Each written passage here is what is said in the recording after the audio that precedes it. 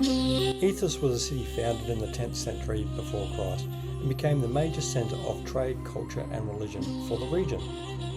We started our tour from the upper gate and headed down towards the port entry.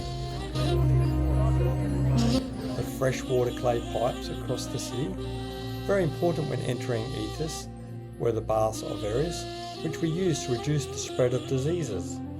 Heading through to the Odeon, built in the 2nd century, it was the town's meeting place for the town council and could hold up to 25,000 people.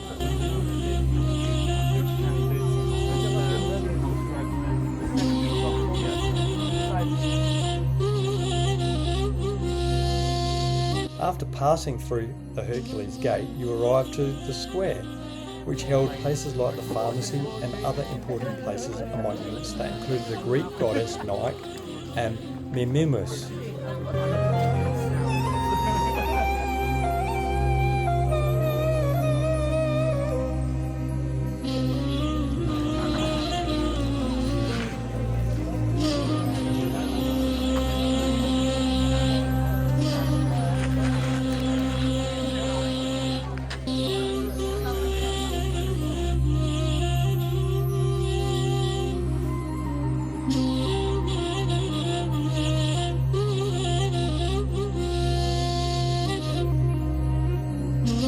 Continuing down Curtis Street, this street in its day was lined with small shops and terraces. We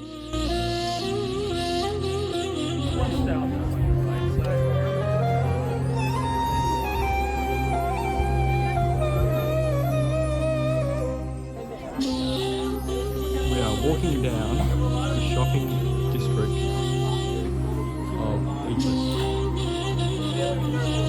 The modern Marion.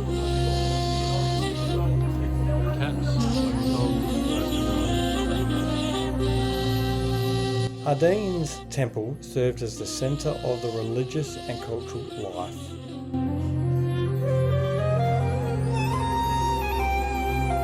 Hillside terraces, also known as elite mansions, as many had private courtyards, which was a sign of wealth. The mosaic floor is still preserved today, and the unearthing of ruins continues as they discover more terraces into the hillside, represented by a museum.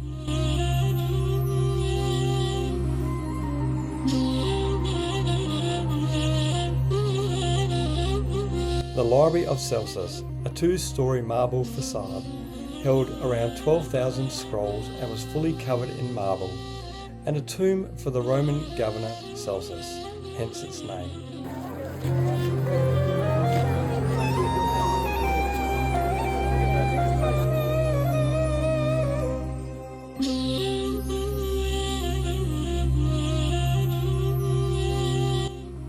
Right next door to the library, you'll see the gate of Ephesus and Mithridates, leading into the commercial trade area.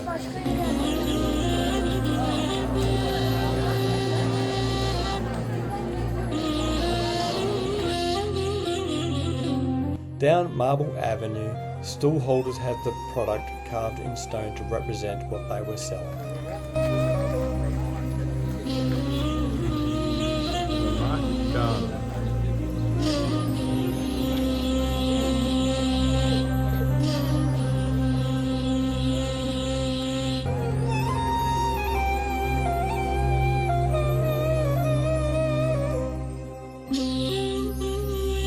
The Great Theatre seated approximately 25,000 people, used for plays, concerts and gladiator events.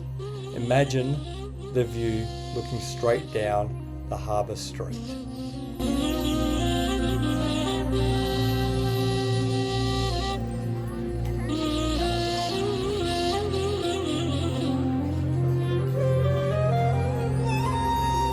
The harbour street, which was called Arcadian Way, connected the commercial trade, the theatre, directly to the port. It was about 600 metres long and was vital to the survival of Ephesus.